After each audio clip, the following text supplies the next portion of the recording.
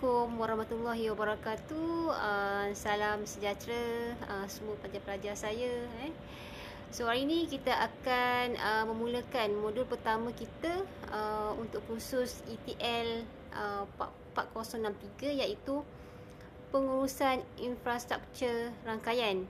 Sebelum kita pegang kabel atau panjat pencawang, perkara paling penting yang kena tahu adalah bagaimana nak jaga diri dan peralatan. So, modul ini adalah asas kepada kerja-kerja teknikal yang akan kita lakukan nanti. Fokus kita hari ini adalah keselamatan dan bagaimana kita uruskan kerja penyelenggaraan alat-alat berteknologi tinggi.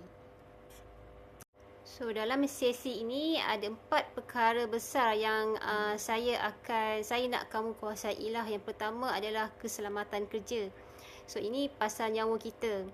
Kedua adalah pesanan kerja, iaitu work order. Ini adalah dokumen arahan kerja supaya kita tak buat kerja ikut sedap hati. Ketiga, kajian tapak, iaitu site survey. So, kita nak tahu beza kawasan padang kosong dengan kawasan yang sudah ada alat. Dan akhir sekali adalah penyelenggaraan, macam mana nak pastikan alat-alat yang mahal ini tak cepat rosak. Undang-Undang Keselamatan OSHA 1994. So, dengan betul-betul ya, di Malaysia kita ada undang-undang khas pasal keselamatan kerja yang kita panggil sebagai OSHA 1994 ataupun Akta 514. Kenapa kena ada akta ini? Sebab kerajaan nak pastikan tempat kerja kita selamat dan sihat. Penting untuk kamu tahu, keselamatan bukan tugas bos ataupun saya sahaja. Kalau kamu nampak kawan kamu buat kerja yang bahaya, kamu kena tegur. Dalam undang-undang ini, majikan ataupun bos kena sediakan tempat selamat dan pekerja kena ikut peraturan.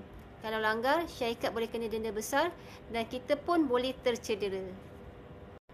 Istilah penting keselamatan.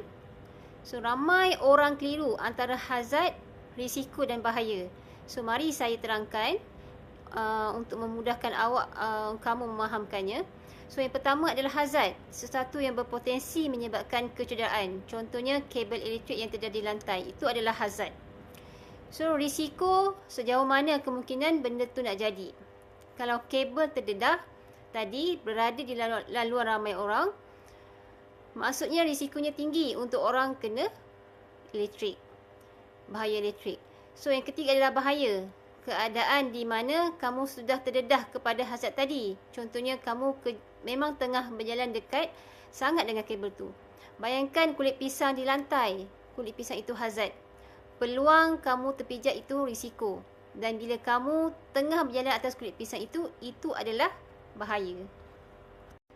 Kategori hazard utama. Dalam bidang telekomunikasi, kita akan jumpa 4 jenis bahaya. Yang pertama adalah fizikal. Contohnya bunyi bising, mesin generator ataupun kerja di tempat tinggi atas pencawang. Yang kedua adalah kimia. Kalau kita masuk bilik bateri, ada asid yang menghakis ataupun gas yang keluar daripada bateri lama. So, biologi. Selalunya bila kita buat kerja di pencawang luar bandar, ada ancaman lebah, ular ataupun nyamuk Aedes. Yang keempat adalah ergonomik. So, ini adalah pasal cara kita angkut barang. Kalau angkut bateri berat dengan cara tunduk yang salah, belakang kita boleh sakit, iaitu slip disc. Punca kemalangan. Kenapa kemalangan tetap berlaku walaupun sudah ada peraturan? Ada 2 sebab. Yang pertama adalah tindakan tidak selamat. Ini berpunca daripada sikap manusia. Contohnya tak pakai helmet sebab rimas, bergurau kasar, horseplay ataupun buat kerja tanpa permit. So, yang kedua adalah keadaan tidak selamat. Ini pasal persekitaran. Contohnya lantai tempat kerja licin berminyak, lampu bilik server malap, sangat sampai tak nampak kabel, ataupun peralatan yang kita guna sudah berkarat ataupun rosak. Jadi, sebelum mula kerja, cek 2 benda ini. Jadi, kita okey tak? Kawasan kerja okey tak? Seterusnya adalah berkaitan dengan alat pelindung diri, iaitu PPE. So, ini adalah perisai kita. PPE bukan aksesori untuk nampak bergaya, tapi untuk lindungi nyawa, iaitu helmet. Sangat penting kalau kerja di tapak pembinaan ataupun pencawang. Kalau ada skru jatuh dari atas, helmet ini yang menyelamatkan kepala kita.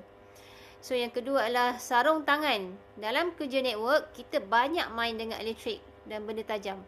So, sarung tangan yang betul boleh elakkan rejatan ataupun luka. Yang seterusnya adalah kasut keselamatan, safety boots. Kasut ini ada besi di hadapan. Kalau barang berat jatuh atas kaki, jadi jari kaki kita tidak akan hancur. Tapaknya juga tebal supaya paku tak tembus. Pesanan kerja, work order. Sebelum keluar pergi site, kita mesti ada work order. Ini macam surat arahan. Dalam tu mesti ada lokasi, mana site yang kita kena pergi. Jangan tersalah site. Yang kedua adalah skop kerja. Kita kena tahu apa yang nak buat hari ini. Adakah nak pasang router baru atau nak baiki kabel putus. Yang seterusnya adalah bahan ataupun alat. Kalau nak pasang fiber, kena pastikan bawa splicer. Jangan dah sampai site baru perasan ada alat yang tertinggal di office. Yang seterusnya adalah tarikh dan masa. Kerja ni adalah ada deadline. Kalau pelanggan minta siap jam 5, kita kena pastikan siap ikut masa. Kajian tapak, site survey. Dalam industri telekomunikasi ada 2 jenis tapak yang kita panggil. Yang pertama adalah greenfield. Bayangkan padang rumput hijau yang kosong. Kita nak bina pencawang baru dari kosong. Segalanya adalah baru. Brownfield, ini pula kawasan yang sudah ada infrastruktur. Contohnya kita pergi ke pencawang sedia ada untuk tambah antena baru. Kita kena lebih hati-hati sebab jangan sampai kita kacau atau rosakkan alat lama yang sedang berfungsi. Analogi mudah, greenfield ni macam bina rumah baru. Brownfield ni pula macam kita nak masuk rumah orang untuk renovate. Seterusnya adalah proses dokumentasi projek.